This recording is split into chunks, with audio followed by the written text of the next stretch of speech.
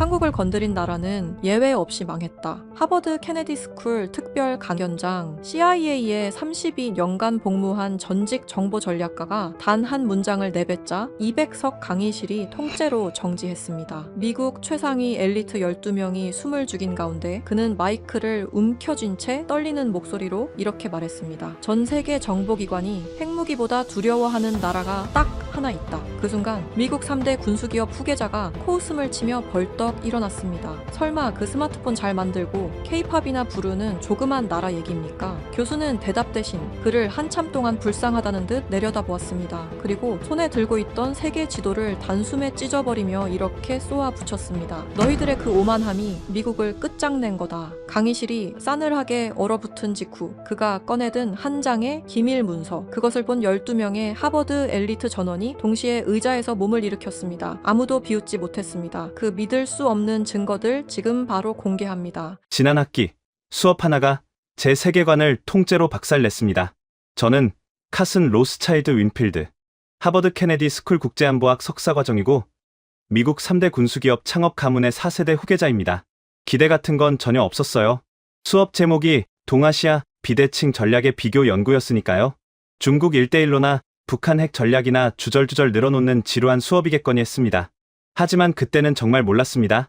그 수업이 끝나고 제가 아버지에게 전화를 걸어 떨리는 목소리로 우리는 착각하고 있었습니다 라고 말하게 될 줄은요. 수업이 열리는 곳은 케네디 스쿨 지하 2층. 일반 학생에게는 위치조차 공개되지 않는 창문 하나 없는 벙커 강의실이었습니다. 이곳에 모인 12명은 전부 엘리트 중에 엘리트였습니다. 국무부 차관의 아들, 영국 왕립해군 출신 장교, 이스라엘 모사드 분석관을 지낸 여성까지 우리는 커피를 마시며 여유롭게 담소를 나누고 있었습니다. 그때 묵직한 철문이 열리며 빅터 콜드웰 교수님이 들어오셨습니다. 하버드에서도 악명이 자자한 분이었습니다. 전직 CIA 비대칭 전략분석국의 창설자이자 초대 국장, 학자라기보다는 피비린내 나는 전장을 수십 년간 뒹굴다 온 맹수 같은 기운이 온몸에서 풍겼습니다. 그날따라 교수님의 푹 파인 두 눈이 유독 서늘하게 빛나고 있었습니다. 교수님은 교탁에 서시더니 단 한마디 인사도 없이 가방에서 커다란 세계 지도를 꺼내 벽에 펼치셨습니다. 그러고는 주머니에서 두꺼운 검은 마커를 꺼내셨습니다. 미국 영토 위에 거대한 X, 중국 대륙 위에 거대한 X, 러시아와 유럽 위에도 차례로 X를 그어버렸습니다. 우리는 당황해서 서로의 얼굴만 쳐다볼 뿐이었습니다. 교수님은 그 지도를 벽에서 떼어내더니 구겨서 쓰레기통에 던져버렸습니다. 그리고 칠판으로 돌아서서 단 하나의 단어를 아주 크게 적으셨습니다. 코리아. 강의실 안에 기묘한 정적이 내려앉았습니다. 교수님이 드디어 입을 여셨습니다. 목소리는 낮았지만 강의실 전체를 집어삼킬 듯이 묵직했습니다. 너희들은 항공모함 전단과 기축통화가 있으니까 세상을 통제하고 있다고 믿겠지. 교수님은 우리를 향해 천천히 걸어오셨습니다. 하지만 CIA에서 30년을 썩으면서 내가 깨달은 진실은 다르다. 우리가 진짜 두려워하는 것은 핵무기가 아니야. 러시아의 탱크도 아니고 중국의 병력도 아니지. 교수님이 잠시 멈추셨습니다. 그리고 한 음절 또박또박 내뱉으셨습니다. 우리가 진짜 두려워하는 것은 보이지 않는 곳에서 우리의 숨통을 완벽하게 틀어지고 있는 완성형 비대칭 전략이다. 저는 속으로 실소를 터뜨렸습니다. 저도 모르게 손을 들고 말았습니다. 교수님, 지금 한국을 말씀하시는 겁니까? 스마트폰 잘 만들고 K-팝 부르는 그 조그만 나라요? 강의실 여기저기서 킥킥거리는 비웃음이 터져 나왔습니다. 하지만 교수님의 표정은 미동조차 하지 않았습니다. 오히려 저를 불쌍하다는 듯 쳐다볼 뿐이었습니다. 카슨 윈필드, 너의 아버지가 전투기와 미사일을 팔아 돈을 쓸어 담고 있으니 너에게는 총알과 포탄만이 무기로 보이겠지. 교수님의 차가운 조수가 강의실에 울려 퍼졌습니다. 그런데 말이다. 너의 아버지 회사가 최근 폴란드 전차 입찰에서 누구에게 졌는지 알고 있나? 순간 제 얼굴에서 피가 쏙 빠지는 게 느껴졌습니다. 그건 아버지가 저녁 식탁에서 와인잔을 내려놓으며 한 번도 하지 않던 한숨을 내쉰 바로 그건이었습니다. 교수님이 다시 칠판에 코리아를 가리키며 말씀하셨습니다. 한국은 너희처럼 으르렁거리며 힘자랑을 하지 않는다. 그들은 절대 경고를 하지 않아. 상대가 선을 넘으면 그냥 끝내버린다. 경고도 없이, 협상 테이블도 없이. 상대가 돌이킬 수 없는 가장 치명적인 방식으로 숨통을 끊어버리지. 강의실은 숨소리 하나 들리지 않을 만큼 고요해졌습니다. 저도 모르게 꼬고 있던 다리를 풀고 자세를 고쳐 앉았습니다. 교수님이 우리를 한 명씩 노려보며 마지막 한마디를 던지셨습니다. 오늘 이 강의실을 나갈 때 너희 중 절반은 전공을 바꾸고 싶어질 거다. 저는 코웃음을 쳤습니다. 하지만 심장은 이미 빠르게 뛰고 있었습니다. 불과 5분 만에 제 머릿속에는 오만함 대신 걷잡을 수 없는 불안과 호기심이 밀려들기 시작했습니다. 교수님이 돌아서서 칠판에 새로운 글자를 적기 시작했습니다. 그것은 한국어였습니다. 한국인이라면 누구나 아는, 그러나 서양의 그 어떤 언어로도 번역이 불가능한 세 개의 단어였습니다. 교수님이 칠판에 적은 세 개의 단어를 저는 당연히 읽을 수 없었습니다. 한국어였으니까요. 교수님이 그 글자들 옆에 영어 발음을 적으셨습니다. 한, 참을 인, 불도저. 이 세 단어가 바로 한국이라는 나라의 전략 문화를 이해하는 마스터키다. 제가 조심스럽게 손을 들고 질문했습니다. 교수님, 한이 무슨 뜻입니까? 교수님이 저를 뚫어지게 쳐다보시며 대답하셨습니다. 한은 서양의 그 어떤 언어로도 온전히 옮길 수 없는 감정이다. 분노와 슬픔, 원망과 지독한 희망이 한꺼번에 뒤섞인 거대한 용광로 같은 것이지. 교수님이 한 발짝 다가오셨습니다.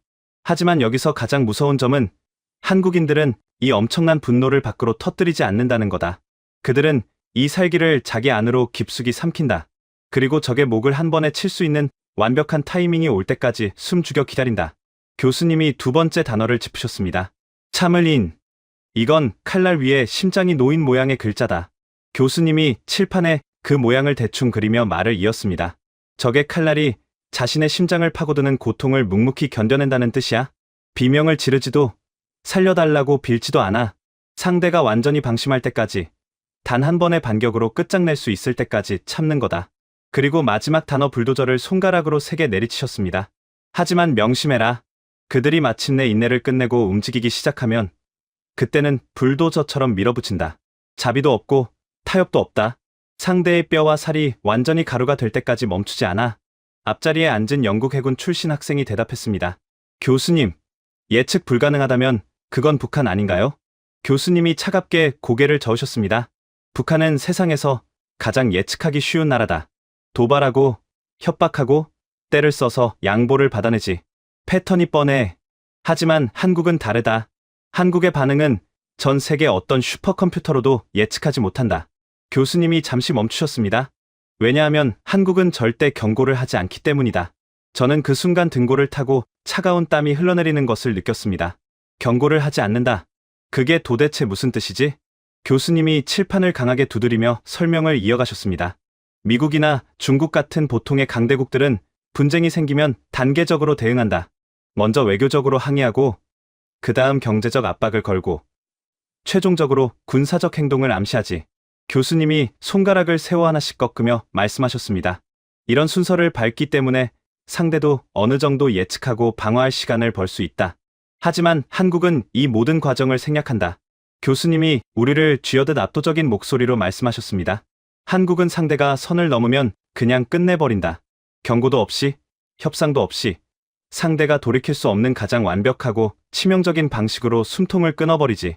그래서 한국의 반격은 언제나 상대가 상상조차 못한 대재앙이 되는 거다. 강의실이 진공 상태처럼 고요해졌습니다. 이것은 현대에 갑자기 만들어진 얄팍한 전략이 아니었습니다. 수많은 전쟁의 참화 속에서 살아남기 위해 진화해온 뼛속까지 각인된 생존의 본능이었습니다. 교수님이 다음 주제로 넘어가며 칠판에 새로운 글자를 적기 시작하셨습니다. 지금 내가 한 말이 허풍이라고 생각하는 놈이 분명히 있을 거다. 교수님이 저를 힐끗 쳐다보셨습니다. 좋다. 그렇다면 이 패턴이 증명된 역사 속 가장 소름 돋는 사건을 직접 보여주마. 수백 년 전 동아시아의 바다가 피로 물든 날의 이야기다. 교수님의 눈빛이 과거를 회상하듯 깊어졌습니다. 당시 동아시아 최강의 군사력을 자랑하던 일본이 조선에 쳐들어왔을 때 조선의 정규군은 순식간에 녹아내렸다. 교수님의 목소리가 차분하게 가라앉았습니다. 수도가 함락됐고 왕은 북쪽으로 도망쳤지. 일본은 완벽한 승리를 확신했다. 조선은 끝났다고 생각한 거야. 한 학생이 어리둥절한 표정으로 물었습니다. 그러면 거기서 그 나라는 멸망한 건 아닌가요? 교수님이 차갑게 웃으며 고개를 저으셨습니다. 바로 여기서 전 세계 전쟁사에 유례가 없는 기괴한 일이 벌어진다. 교수님의 두 눈이 번뜩였습니다. 정규군이 무너지자 전국 각지의 깊은 산속과 마을에서 의병이라는 이름의 유령, 군대가 튀어나오기 시작한 거다. 교수님이 칠판에 조선 반도의 윤곽을 대충 그리며 손가락으로 여기저기를 찍었습니다. 낫을 들던 농민들이, 불경을 외던 승려들이, 붓을 쥐던 학자들이 스스로 무기를 들고 적의 목을 베기 시작했어. 교수님이 잠시 멈추며 우리를 둘러보셨습니다. 중요한 건 이거다. 왕이 시킨 것이 아니었다. 정부가 돈을 준 것도 아니었어. 그저 나라를 지키겠다는 맹목적인 분노 하나로 전 국민이 자발적으로 무장한 거다. 저는 그 말을 듣고 팔에 소름이 돋는 것을 느꼈습니다. 교수님이 칠판의 지도를 가리키며 설명을 이어가셨습니다. 일본군은 정규군을 상대하는 법은 알았지만 전 국민이 사륙의 기계로 변해 덤벼드는 상황은 상상조차 하지 못했다. 깊은 숲에서, 좁은 골목에서, 어두운 밤마다 보이지 않는 공격이 쏟아졌어. 교수님이 손바닥으로 책상을 내리쳤습니다. 결국 일본군의 보급선은 갈기갈기 찢겨나갔고 그들의 거대한 군대는 반도 한가운데 고립되어 말라 죽기 시작했지. 강의실 안에 무거운 침묵이 흘렀습니다. 교수님이 칠판 한가운데에 아주 또박또박 새로운 이름을 하나 적으셨습니다. 이순신. 그리고 바로 이 전쟁의 흠을 완전히 뒤집어 버린 괴물 같은 인물이 있었다. 교수님의 목소리가 한 톤 낮아졌습니다. 중요한 것은 이 남자가 처음부터 싸우고 있었다는 거다. 육지의 정규군이 무너지는 그 참혹한 시간 동안에도 바다에서만큼은 단 한 번도 재해권을 내주지 않았어. 교수님이 천천히 고개를 들어 우리를 쳐다보셨습니다. 그리고 일본이 완전한 승리를 확신하며 가장 깊숙이 선을 넘어온 그 순간 교수님이 숫자를 칠판에 적었습니다. 12대 133. 단 12척의 부서진 배로 133척의 일본정예 함대와 맞붙어 31척을 바닷속에 수장시켜버렸다. 나머지 함대는 혼비백산하여 도주했지. 학생들 사이에서 말도 안 된다는 듯 웅성거리는 소리가 터져 나왔습니다. 저 역시 도저히 믿을 수가 없었습니다. 교수님, 어떻게 12척으로 133척을 이깁니까? 그건 물리적으로 불가능합니다. 교수님이 교탁을 짚으며 제게 몸을 기울이셨습니다. 일본도 너처럼 똑같이 생각했다. 고작 12척이니까 이미 죽은 시체라고 생각하고 축배를 들었지. 교수님이 잠시 뜸을 들이셨습니다. 하지만 그 방심이 그들의 숨통을 끊어 놓았다. 교수님의 목소리가 뱀처럼 낮고 차갑게 깔렸습니다. 이순신은 울돌목이라는 지옥처럼 물살이 거세고 좁은 해협으로 일본 함대를 유인했다. 그는 바다의 조류가 비바뀌는 정확한 시간을 미리 계산해 두고 있었어. 교수님이 손가락으로 칠판 위에 좁은 해협을 짚으셨습니다. 일본의 거대한 함대가 그 좁은 골목에서 거센 물살에 휩쓸려 통제력을 잃는 바로 그 찰나의 순간을 노린 거다. 교수님이 주먹을 불끈 쥐셨습니다. 12척의 배가 뿜어낸 화포 앞에서 서로 부딪히고 엉킨 일본 배들은 그저 거대한 불쏘시개에 불과했어. 저는 그 정교하고도 잔혹한 전술에 숨을 쉴 수가 없었습니다. 단 하루 만에 일본 함대는 31척이 격침되고 나머지는 모조리 도망쳤다. 12척에게 완전히 도살당한 거야. 이 한 번의 전투로 일본의 바닷길은 완벽하게 끊어졌고 결국 그들은 패배를 인정하며 물러날 수밖에 없었다. 옆에 앉은 모사드 출신의 여학생이 떨리는 목소리로 질문했습니다. 그런데 왜 상대가 가장 깊숙이 선을 넘을 때까지 기다린 건가요? 더 일찍 공격하지 않고요? 교수님이 만족스러운 듯 기괴한 미소를 지으셨습니다. 아주 훌륭한 질문이다. 바로 그것이 한국식 비대칭 전략의 진수다. 교수님이 다시 칠판에 세 단어를 가리키셨습니다. 그들은 절대 먼저 이빨을 드러내지 않는다. 상대가 완벽한 승리를 확신하며 가장 깊숙한 곳까지 들어올 때까지 칼날을 심장에 품고 기다린다. 교수님의 눈이 서늘하게 가늘어졌습니다. 하지만 일단 칼을 뽑아 들면 적의 씨를 말려버린다. 이순신은 바로 그 단 한 번의 기회를 기다린 거다. 상대가 가장 자만하고 방심해서 스스로 지옥 속으로 걸어 들어오는 그 순간을 저는 그때 온몸에 솜털이 쭈뼛서는 것을 느꼈습니다. 이건 단순한 옛날 군사 전술이 아니었습니다.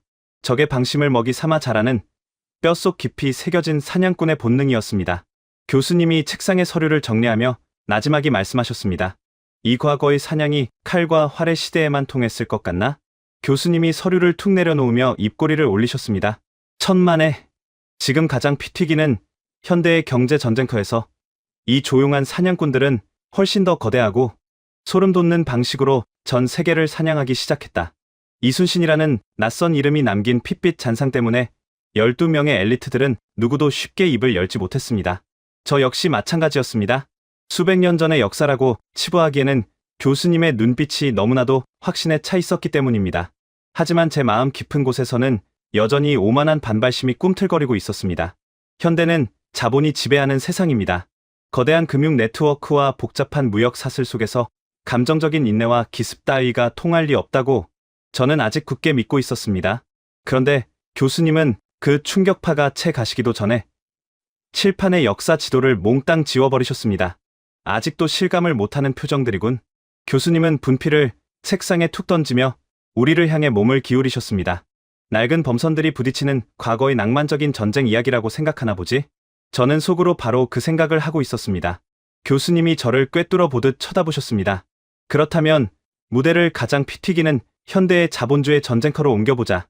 너희들이 매일 아침 월스트리트 전광판을 읽으며 비웃었던 바로 그 사건 말이다.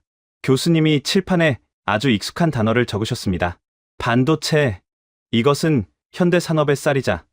카슨 너의 아버지가 파는 모든 첨단 무기의 심장이다. 교수님이 마커를 내려놓으며 말을 이었습니다. 반도체가 없으면 전투기는 뜨지 못하고 미사일은 표적을 잃으며 월스트리트의 모든 서버는 그 즉시 깡통이 된다.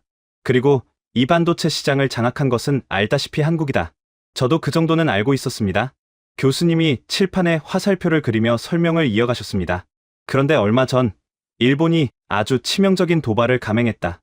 한국의 목줄을 완벽하게 끊어버리겠다며 사실상의 경제 선전포고를 한 거지. 교수님은 손가락 3개를 펴 보이셨습니다. 고순도 불화수소, 포토레지스트, 플로린 폴리이미드. 이름부터 생소한 이 화학 물질들은 반도체의 회로를 깎고 그리는 데 없어서는 안 될 생명수와 같다.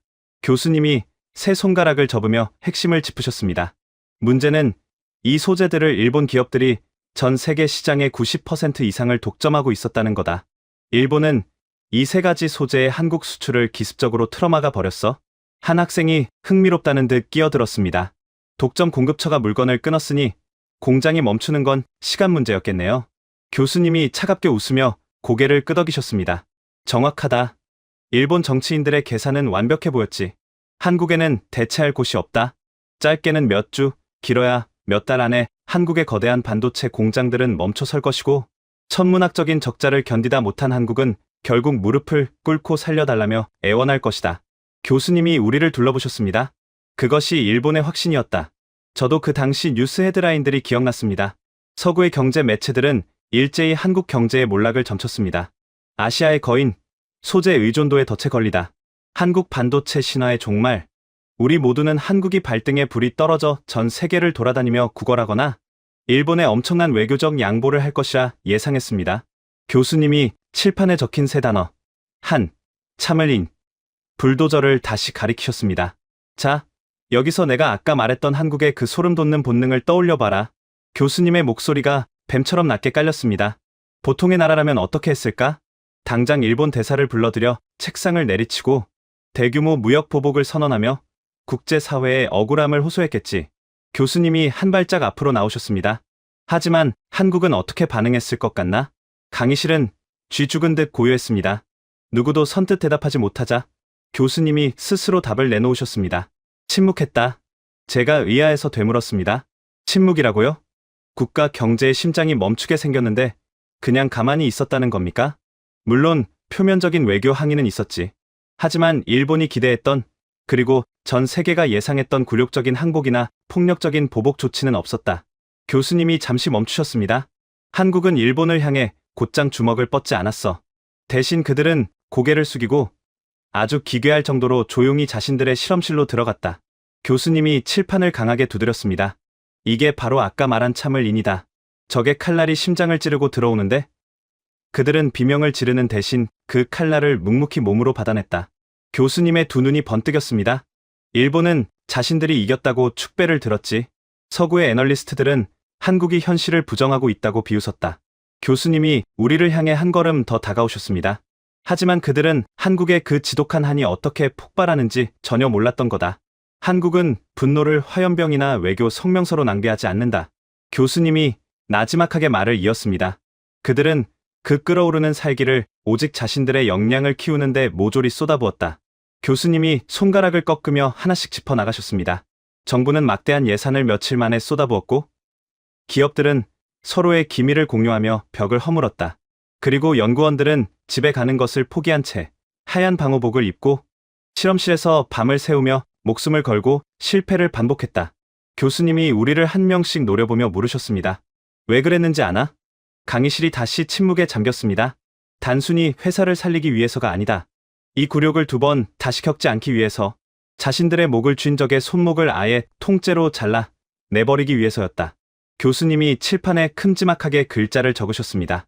1년. 그리고 채 1년도 지나지 않아 전 세계 산업계를 경악시킨 발표가 나왔다. 교수님이 마커를 내려놓으며 담담하게 말씀하셨습니다. 한국이 고순도 불화수소의 핵심 등급을 국산화하는 데 성공해버린 거다. 수십 년이 걸릴 거라던 일본의 기술 격차를 단 1년 만에 잊힌 듯한 집념으로 갈아마셔 버린 거지. 교수님이 칠판의 글자를 손가락으로 톡 건드리셨습니다. 결과가 어떻게 됐을 것 같나? 교수님이 입꼬리를 올리셨습니다. 한국의 반도체 공장은 단 하루도 멈추지 않았다.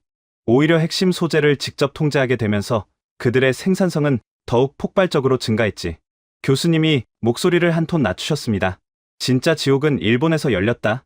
교수님이 천천히 강의실을 걸으며 설명을 이어가셨습니다. 한국이라는 전 세계에서 가장 거대한 고객을 하루아침에 잃어버린 일본의 소재 기업들은 심각한 타격을 입었다. 한국향 매출이 급감하면서 그들의 빛나던 독점적 지위에 치명적인 균열이 생기기 시작했다. 교수님이 걸음을 멈추시더니 우리를 정면으로 바라보셨습니다. 한국의 목을 조르려다가 스스로 자신들의 독점 시장에 돌이킬 수 없는 구멍을 내버린 꼴이 된 거지. 강의실 여기저기서 숨을 삼키는 소리가 들렸습니다. 보이나? 이것이 한국식 비대칭 전략의 현대적 완성이다. 교수님이 칠판에 3단어를 차례로 짚으셨습니다. 그들은 일본에게 무역 보복을 경고하지 않았다. 협상을 애원하지도 않았어. 그저 조용히 상대가 가장 방심한 순간에 상상조차 못한 방식으로 시장 구조 자체를 뒤집어 버렸다. 교수님이 마지막으로 힘을 실어 말씀하셨습니다. 적이 자신을 공격하는 데 썼던 그 무기를 역으로 적의 숨통을 끊어버리는 사형 선고로 바꿔버린 거다. 울돌목에서 이순신이 한 것과 완벽히 같은 구조다.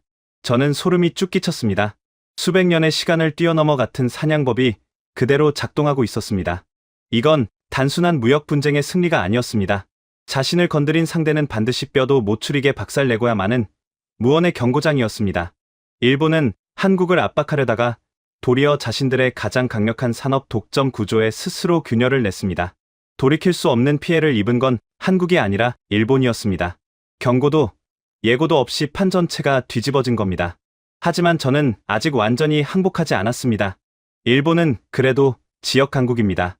미국은 다릅니다. AI와 소프트웨어의 세계에서 우리를 뛰어넘을 수 있는 나라는 없다. 적어도 그때까지는 그렇게 믿고 있었습니다. 제가 목소리를 가다듬으며 입을 열었습니다. 교수님, 일본 사례는 인상적이었습니다. 하지만 그것은 결국 전통적인 제조업 시대의 패권 다툼에 불과합니다. 지금은 AI, 인공지능이 지배하는 시대입니다. 실리콘밸리의 천재들이 세상의 뇌 구조를 설계하고 있지 않습니까? 교수님이 저를 빤히 쳐다보시더니 혀를 차셨습니다. 카슨 윈필드, 네가 오만함의 끝이 과연 어디인지 진심으로 궁금해지는군. 교수님이 제 말을 듣고 나서 아주 천천히 교탁 앞으로 걸어오셨습니다. 너희들은 실리콘밸리의 천재들이 모니터 앞에서 키보드를 두드리면 마법처럼 AI가 세상을 바꾸는 줄 알지? 교수님이 칠판에 새로운 단어를 적으셨습니다. HBM, 고대역 폭 메모리. 이것이 바로 너희들의 그 위대한 실리콘밸리가 절대 입 밖으로 크게 꺼내지 않는 끔찍한 아킬레스건의 이름이다. 교수님이 마커를 내려놓으며 설명을 시작하셨습니다. AI라는 거대한 지능이 작동하려면 상상할 수조차 없는 엄청난 양의 데이터가 한꺼번에 쏟아져 들어가야 한다. 교수님이 손으로 물이 쏟아지는 신용을 하셨습니다. 엔비디아의 칩이 아무리 천재적인 연산 능력을 갖추고 있어도 그 데이터를 실어 나르는 도로가 좁으면 결국 시스템은 먹통이 되고 그 비싼 칩은 거대한 난로에 불과해진다. 교수님이 칠판의 HBM을 손가락으로 톡 건드리셨습니다. 데이터를 빛의 속도로 쏟아부을 수 있는 거대하고 완벽한 고속도로. 그것이 바로 HBM이다. 교수님이 우리를 둘러보셨습니다. 그렇다면 질문을 하나 하지. 실리콘밸리의 명운을 쥐고 있는 이 HBM을 전 세계에서 제대로 만들어낼 수 있는 나라는 과연 어디일까? 잠시 침묵이 흘렀습니다. 교수님이 직접 답을 내놓으셨습니다. 사실상 한국이 지배하고 있다. 교수님이 칠판에 2개의 이름을 적으셨습니다. SK하이닉스와 삼성. 이 2개의 한국 기업이 전 세계 최첨단 HBM 시장의 압도적인 점유율을 완벽하게 독점하고 있다. 교수님이 마커를 놓으며 덧붙이셨습니다. 미국의 마이크론도 뒤늦게 뛰어들었지만 기술력과 양산 능력에서 한국을 따라잡으려면 아직 갈 길이 멀다. 저는 순간 심장이 철렁 내려앉는 것을 느꼈습니다. 방금 들은 일본의 소재 독점 이야기와 구조가 똑같았습니다. 그런데 이번에는 한국이 그 칼을 쥐고 있다는 겁니다. 교수님이 교탁을 짚으며 몸을 앞으로 기울이셨습니다. 미국이 AI 생태계를 지배한다고? 천만에. 교수님의 목소리가 칼날처럼 날카로워졌습니다. 미국은 그저 화려한 무대 위에서 춤을 추는 꼭두각시일 뿐이다. 그 꼭두각시의 등에 연결된 수만 가닥의 신경줄을 쥐고 있는 진짜 지배자는 태평양 건너 반도의 조용한 실험실 안에 있다. 강의실 안이 얼음장처럼 차가워졌습니다. 교수님이 천천히 걸으며 시나리오를 하나 던지셨습니다. 만약 오늘 당장 한국이 HBM 수출을 중단한다면 어떤 일이 벌어질 것 같나? 교수님이 손가락을 하나씩 꺾으셨습니다. 실리콘밸리의 모든 혁신은 그날 자정으로 올 스톱이다. 챗GPT는 대답을 멈출 것이고 월스트리트의 자동 매매 시스템은 마비될 것이며. 교수님이 저를 똑바로 쳐다보셨습니다. 카슨, 너의 아버지가 자랑하는 펜타곤의 최첨단 무인 전투기들은 눈과 귀가 멀어버리겠지. 저는 아무 말도 할 수 없었습니다. 수조 달러에 달하는 미국의 AI 주식시장은 단 일주일 만에 휴지 조각이 될 거다. 교수님이 걸음을 멈추시며 마지막 한마디를 내려놓으셨습니다.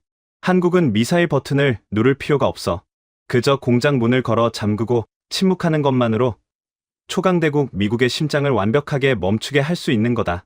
우리가 통제하고 있다고 믿었던 첨단 산업의 가장 깊숙하고 내밀한 목줄을 그들이 쥐고 있었습니다. 교수님이 칠판 앞으로 돌아서셨습니다. 이것이 바로 진정한 의미의 비대칭 인질극이다. 미국과 일본이 소프트웨어와 화려한 설계에 취해 있을 때 한국은 가장 지루하고 재미없는 메모리 반도체 공정에 수십 년 동안 피와 땀을 갈아 넣었다. 교수님이 다시 칠판에 세 단어를 가리키셨습니다. 아무도 알아주지 않는 미세한 공정의 한계를 돌파하기 위해 그들은 참을 인을 가슴에 새기고 묵묵히 칼을 갈았던 거다.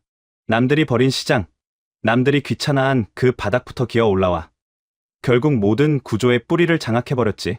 교수님이 목소리를 낮추셨습니다. HBM이라는 반도체로 미국의 인공지능 혈관을 틀어쥐었다.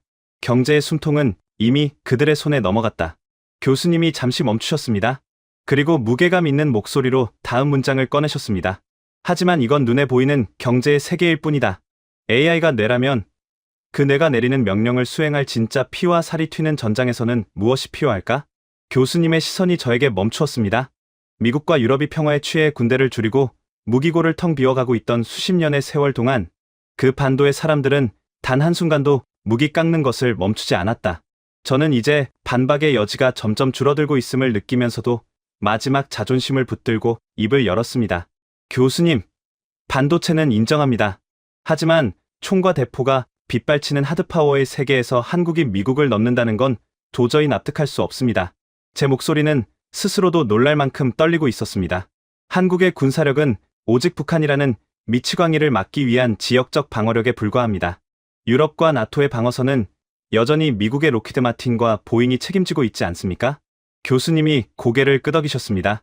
하지만 그 끄덕임에는 동의가 아니라 연민이 담겨 있었습니다. 카슨, 너의 아버지가 만드는 전투기와 미사일은 분명 훌륭하지. 하지만 너무 비싸고 너무 오만하며 무엇보다 너무 느리다. 교수님이 칠판에 유럽 지도를 대충 그리셨습니다. 냉전이 끝나고 지난 수십 년 동안 평화에 취한 유럽의 강대국들은 무엇을 했지? 교수님이 직접 답하셨습니다. 독일은 거대한 전차 공장들의 문을 닫았다. 프랑스는 무기 생산 라인을 줄였고 영국은 육군 병력을 역사상 최저 수준으로 깎아버렸지. 전쟁은 영원히 끝났고 이제 외교와 경제만으로 세상을 통제할 수 있다고 믿었다. 교수님이 칠판의 유럽 지도 위에 큰 X를 그으셨습니다. 그들은 창과 방패를 스스로 불태우고 샴페인을 터뜨렸다. 교수님이 돌아서서 한반도 위치를 짚으셨습니다. 하지만 그들이 평화의 환상에 빠져 무기고를 비우고 있을 때 지구 반대편의 한국은 단 하루도 공장의 불을 끄지 않았다. 교수님의 목소리에 힘이 실렸습니다. 휴전이라는 전쟁이 완전히 끝나지 않은 기형적인 상태를 가장 완벽한 명분으로 삼아 그들은 70년 동안 묵묵히 칼을 갈았다. 교수님이 마커로 한반도를 동그라미 치셨습니다. 서방 세계가 첨단 드론과 정밀 타격 같은 화려한 미래전에 심취해 있을 때 한국은 가장 원초적이고 무식한 재래식 무기들, 전차와 자주포와 포탄을 미친 듯이 깎아내고 또 깎아냈다. 교수님이 잠시 멈추셨습니다. 그리고 어느 날 유럽 한가운데서 진짜 피가 튀는 잔혹한 재래식 전쟁이 터져버렸다. 교수님이 우리를 둘러보셨습니다. 포탄이 바닥난 유럽 국가들은 패닉에 빠졌다. 다급해진 나토 국가들이 미국과 독일의 방산업체 문을 두드렸지. 교수님이 저를 쳐다보셨습니다. 하지만 결과가 어땠나? 카슨, 너의 아버지가 운영하는 공장은 라인을 다시 까는 데만 수년이 걸린다고 답했고, 독일의 녹슨 공장들은 부품이 없어서 허덕이고 있었지.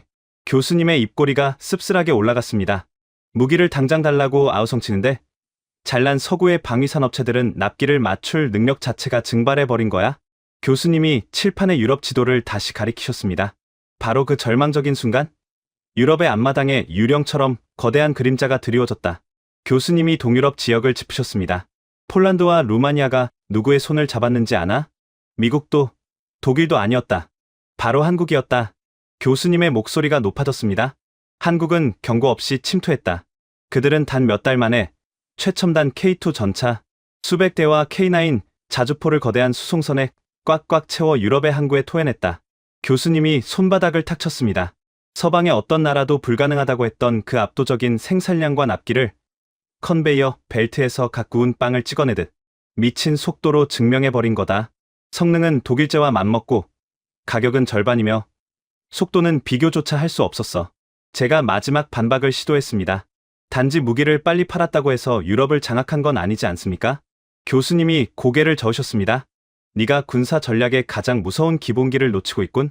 교수님이 한 발짝 다가오셨습니다. 무기를 판다는 것은 단순히 철덩어리를 넘기는 게 아니다. 그 무기를 유지하기 위한 수백만 개의 부품, 군인들의 훈련 방식, 적을 타격하는 통신 시스템과 군사 교리 전체가 통째로 한국식으로 바뀐다는 뜻이야. 교수님이 칠판의 동유럽을 두드리셨습니다. 폴란드 육군의 심장이 한국산 전차로 도배되었다. 루마니아가 뒤를 잇고 있고 북유럽 국가들마저 한국산 무기에 중독되기 시작했어. 한번 그 완벽한 가성비와 지원망에 길들여지면 그들은 영원히 한국의 부품과 업그레이드 없이는 국경을 방어할 수 없는 몸이 되어버리지. 교수님이 우리를 정면으로 바라보셨습니다. 보이나? 한국은 유럽의 단 한 명의 군인도 파병하지 않았어. 하지만 그들은 폴란드와 동유럽의 군사력을 자신들의 방위산업, 생태계라는 거대한 그물망 안에 완벽하게 종속시켜버렸다. 교수님이 목소리를 낮추셨습니다. 유사시 러시아의 전차 부대를 막아내는 것은 이제 미국의 에이브럼스 전차가 아니라 한국이 설계하고 한국의 부품이 들어간 K 전차 부대가 된 거다. 유럽의 가장 최전선 방어막을 한국이 통제하게 되었다는 뜻이지. 교수님이 저를 쳐다보시며 말씀하셨습니다. 카슨, 너의 아버지 회사가 폴란드 전차 입찰에서 누구에게 졌는지 이제 직접 대답해 줄까? 한국이다. 너의 아버지가 납기를 맞추겠다고 3년을 달라고 했을 때 한국은 이미 1차 물량을 배에 실어보내고 있었다. 가슴이 쿵 내려앉았습니다. 아버지가 저녁 식탁에서 와인잔을 내려놓으며 처음으로 한숨을 쉬던 그날 밤이 떠올랐습니다. 아버지는 아무 말씀도 안 하셨지만 저는 그 한숨의 무게를 이제야 이해할 수 있었습니다. 교수님이 서류를 정리하며 나지막이 말씀하셨습니다. HBM으로 미국의 인공지능 혈관을 틀어쥐고 K방산으로 유럽의 국경을 대체했다. 경제와 군사, 이 두 가지 하드웨어가 완벽하게 한국의 통제 아래로 들어가고 있다. 교수님이 잠시 멈추셨습니다. 하지만 이건 눈에 보이는 물질의 세계일 뿐이다. 교수님의 눈빛이 묘하게 빛났습니다. 진정한 정복은 국경을 넘는 것이 아니라 사람의 뇌를 점령할 때 완성되는 법이지. 한국이 자본과 무기 없이도 전 세계 서구 청년들의 영혼과 일상을 어떻게 완벽하게 해킹해버렸는지, 그 영토 없는 제국의 진짜 무서운 얼굴을 마주할 준비가 되었나? 경제의 혈관인 반도체와 국경을 지키는 군사력마저 그들의 보이지 않는 통제 아래 놓이고 있다는 사실은 제 세계관의 근간을 짓밟는 것이었습니다. 하지만 저에게는 마지막 방어선이 남아 있었습니다. 총과 돈의 세계에서는 그들의 비대칭 전술이 통했을지 모릅니다. 하지만 인간의 영혼과 사상을 지배하는 문화의 영역은 완전히 다른 차원의 이야기였습니다. 전 세계의 청년들은 우리의 영화를 보고 우리의 음악을 들으며 우리가 만든 청바지를 입고 자랍니다. 소프트 파워, 즉 영토 없이 전 세계인의 정신을 지배하는 문화. 제국만큼은 절대 미국을 넘을 수 없다는 것이 제 마지막 확신이었습니다. 하지만 이번에는 반박 대신 솔직한 의문을 던져보기로 했습니다. 교수님, 하드 파워에서의 성과는 인정합니다. 하지만 소프트 파워는 다릅니다. 문화는 공장에서 찍어내는 포탄이나 칩이 아닙니다. 전 세계의 상상력을 지배하는 것은 여전히 마블 영화와 디즈니, 그리고 넷플릭스 같은 우리의 플랫폼입니다. 저는 마지막 카드를 꺼내 들었습니다. 한국의 팝 음악이나 드라마가 유행하는 것은 사실이지만 그건 일시적인 트렌드에 불과합니다. 어떻게 일개 유행이 전 세계의 뇌 구조를 해킹한다는 겁니까? 교수님이 한참 동안 저를 바라보셨습니다. 그리고 예상치 못한 질문을 던지셨습니다.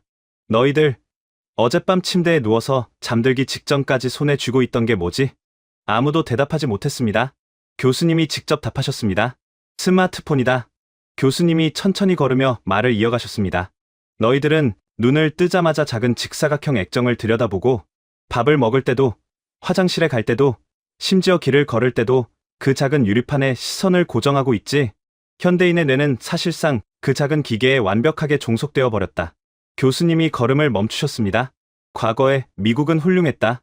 2억 달러가 넘는 천문학적인 돈을 쏟아부어 마블 영웅들을 만들고 사람들을 강제로 거대한 극장 의자에 앉혀 2시간 동안 스크린을 올려다보게 만들었지. 교수님이 손가락을 세우셨습니다. 일본은 자신들만의 독특한 만화 생태계를 만들어 전 세계의 팬들을 오른쪽에서 왼쪽으로 종이를 넘기게 만들었다. 교수님이 손가락을 내리셨습니다. 하지만 한국은 그 거대하고 견고한 성벽을 향해 정면으로 돌격하지 않았다. 교수님의 눈이 날카로워졌습니다. 그들은 강대국이 선점한 극장이나 출판 시장이라는 기존의 전쟁터를 완전히 무시해버렸어. 대신 인류가 가장 많은 시간을 보내는 아주 은밀하고 개인적인 공간, 바로 스마트폰 속으로 소리 없이 스며드는 게릴라전을 선택했다. 교수님이 칠판에 새로운 단어를 적으셨습니다. 웹툰. 너희들도 지하철에서 무심코 위에서 아래로 손가락을 쓸며 본 적이 있을 거다. 교수님이 마커를 내려놓으셨습니다. 이것은 단순히 만화를 인터넷에 올린 것이 아니다. 인간의 신체 구조상 가장 편안한 엄지손가락의 상하 운동에 맞춰 서사와 연출의 문법을 통째로 재창조해버린 완벽히 새로운 포맷이다. 교수님이 우리를 둘러보셨습니다. 서구의 만화가 종이의 규격에 갇혀 있을 때 한국은 스크롤의 속도와 여백을 조절해 독자의 호흡과 심장 박동까지 통제해버리는 화면 속의 절대적 지배자가 된 거다.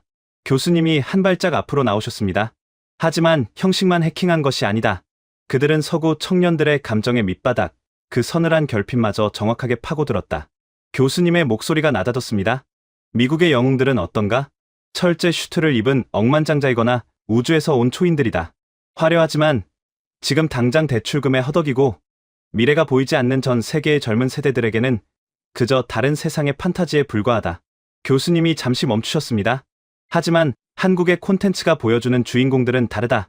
그들은 반지하에 살고 빚에 쫓기며 가혹하고 불평등한 시스템의 맨 밑바닥에서 피를 흘리며 발버둥치는 철저한 약자들이다. 교수님이 두 작품의 이름을 꺼내셨습니다. 오징어 게임이나 기생충 같은 작품들이 왜 전 세계를 미치게 만들었을까? 그것은 픽션이 아니라 자본주의의 늪에 빠져 절망하는 전 세계 청년들의 내면을 너무나도 잔혹하고 정밀하게 해부해버린 다큐멘터리였기 때문이다. 교수님이 다시 걸으며 설명을 이어가셨습니다. 한국인들은 수천 년 동안 외세에 짓밟히고 억눌리며 살아남았다. 그래서 그들은 억울함의 무게를 알고 절망의 냄새를 맡을 줄 안다. 교수님이 목소리에 힘을 실었습니다. 그들은 서구의 거대한 스펙터클 대신 인간이 벼랑 끝에 몰렸을 때 뿜어내는 그 끈적하고 날 것 그대로의 감정을 화면 밖으로 끄집어내는 세계 최고의 전문가들이다. 교수님이 우리를 정면으로 쳐다보셨습니다. 전 세계의 젊은이들은 이제 할리우드의 가짜 희망에 열광하지 않아. 그들은 한국이 설계한 슬픔과 분노, 그리고 그 밑바닥에서 기어 올라오는 처절한 카타르시스에 자신의 영혼을 동기화하고 있다.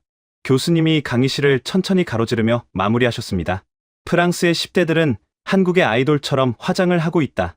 미국의 대학생들은 한국의 드라마를 보며 자본주의의 부조리를 저주하고 있고, 남미의 청년들은 한국식 스크롤 연출에 뇌가 저려져 손가락을 내리고 있다. 교수님이 걸음을 멈추시며 선언하셨습니다. 보이나? 그들은 단 한 명의 군인도 국경 밖으로 보내지 않았다. 총알 한 발 쏘지 않았다. 하지만 HBM이라는 반도체로 하드웨어를 인질로 잡고 K방산으로 물리적 방패를 뚫어버리더니 이제는 웹툰과 영상으로 인류의 정신마저 완벽하게 지배해버린 거다. 저는 더 이상 반박할 말이 없었습니다.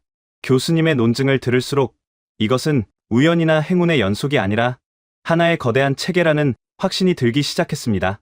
그래서 저는 지금까지와는 다른 질문을 던졌습니다. 교수님, 이토록 정밀하고 소름 돋는 비대칭 전략을 수십 년 동안 흔들림 없이 밀어붙일 수 있었던 원동력은 대체 무엇입니까? 교수님이 기다렸다는 듯 입꼬리를 올리셨습니다. 드디어 제대로 된 질문이 나왔군. 교수님이 칠판을 깨끗이 지우시더니 상단에 큼지막하게 적으셨습니다. 다른 나라가 이 전략을 모방할 수 없는 이유.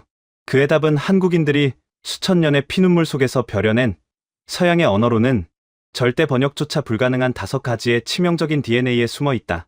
교수님이 칠판에 첫 번째 항목을 적으셨습니다. 하나, 지정학적 저주. 첫 번째 무기는 바로 그들이 태어난 끔찍한 땅 그 자체다. 교수님이 한반도의 위치를 짚으셨습니다. 지도를 펼쳐봐라. 북쪽으로는 중국과 러시아라는 거대한 대륙의 포식자들이 입을 벌리고 있고 바다 건너에는 일본이라는 섬나라 포식자가 칼을 갈고 있다. 교수님이 손가락으로 한반도를 에워싸듯 원을 그리셨습니다. 인류 역사상 가장 덩치가 크고 잔인한 제국들의 사방이 둘러싸인 말 그대로 사자. 우리 한가운데 던져진 피덩이 같은 위치다. 교수님이 잠시 멈추셨습니다. 보통의 약소국이라면 벌써 수백 년 전에 지도에서 지워졌거나 강대국의 노예가 되었을 거다. 하지만 그 저주받은 위치가 역설적으로 한국인들에게 상상할 수 없는 생존 본능을 강제했다. 그들은 단 한 번도 긴장을 푼 적이 없어. 한순간이라도 방심하면 나라가 통째로 뜯어먹힌다는 것을 수천 년의 역사로 학습했기 때문이다. 교수님이 두 번째 항목을 적으셨습니다. 둘, 압축 성장. 한국 전쟁 직후 한국의 1인당 국민소득은 $67에 불과했다. 아프리카의 빈민국들보다도 가난했지. 교수님이 손가락 2개를 세우셨습니다. 그런데 서구 세계가 200년, 300년에 걸쳐 이룩한 산업혁명과 민주화, 그리고 정보화 혁명을 그들은 단 50년 만에 전부 갈아마셔 버렸다. 한 세대 안에 농경사회에서 최첨단 AI 사회로 수직 상승한 거다. 교수님이 우리를 쳐다보셨습니다. 이 무시무시한 압축 성장이 무엇을 의미하는지 아나? 한국인들은 변화를 두려워하지 않는다는 뜻이다. 서양의 기업과 정부가 과거의 영광에 취해 회의를 거듭하고 안전한 길을 찾으며 머뭇거릴 때 한국인들은 낡은 것을 주저없이 부수고 새로운 판으로 뛰어든다. 교수님이 세 번째 항목을 적으셨습니다. 셋, 소름 돋는 결속력. 세 번째 무기는 평소에는 서로 싸우다가도 외부의 적이 나타나면 단숨에 하나의 거대한 유기체로 합체해버리는 기괴한 결속력이다. 교수님의 목소리가 한 톤 낮아졌습니다. 국가 부도 사태라는 끔찍한 경제 위기가 한국을 덮쳤을 때의 일이다. 월스트리트의 승냥이들은 한국 경제가 끝났다고 환호성을 질렀다. 교수님이 잠시 멈추셨습니다. 하지만 그때 수백만 명의 한국 국민들이 각자의 집에서 쏟아져 나오기 시작했다. 교수님의 목소리가 떨렸습니다. 장롱 속에 숨겨둔 결혼반지, 아기의 돌반지, 십자가 목걸이. 교수님이 천천히 고개를 들어 우리를 쳐다보셨습니다. 그들은 아무도 강요하지 않았는데도 스스로 자신들의 금부치를 들고 나와 국가의 빚을 갚는 데 헌납했다. 단 몇 달 만에 수백 톤의 금이 모였고 한국은 세계 경제학자들의 예상을 비웃듯 역사상 가장 빠른 속도로 빚을 갚고 지옥에서 부활했다. 강의실 안에서 누군가 작게 탄성을 내뱉었습니다. 교수님이 네 번째 항목을 적으셨습니다. 넷, 한의 승화. 네 번째 무기. 아까 말했던 한이라는 감정이다. 교수님이 칠판의 글자를 가리키며 말씀하셨습니다. 수많은 외침과 수탈 속에서 한국인들의 가슴 속에는 억울함과 슬픔이 거대한 용광로처럼 들끓고 있다. 하지만 이 용광로의 불길은 밖으로 향하지 않는다. 교수님이 주먹을 불끈 쥐셨습니다.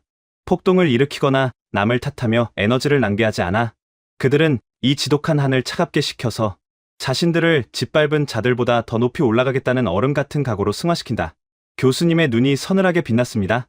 복수를 원하지만 그 복수의 방식이 총칼이 아니라 압도적인 성공인 거다.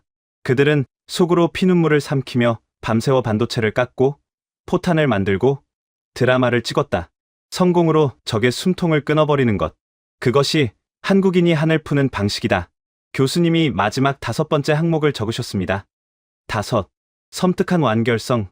그리고 서구 세계가 가장 두려워해야 할 마지막 무기. 교수님의 목소리가 무겁게 가라앉았습니다. 한국인들은 적당한 중간 지점을 혐오한다. 그들은 반격의 기회가 왔을 때 절대 상대를 살려두지 않는다. 교수님이 손가락으로 하나씩 짚으셨습니다. 미국이나 유럽은 분쟁이 생기면 어느 정도 이익을 챙긴 선에서 협상하고 타협하려 한다. 하지만 한국은 다르다. 그들은 먹잇감을 물면 상대의 숨통이 완전히 끊어지고 뼈가 으스러질 때까지 절대 턱을 놓지 않는다. 교수님이 우리를 둘러보셨습니다.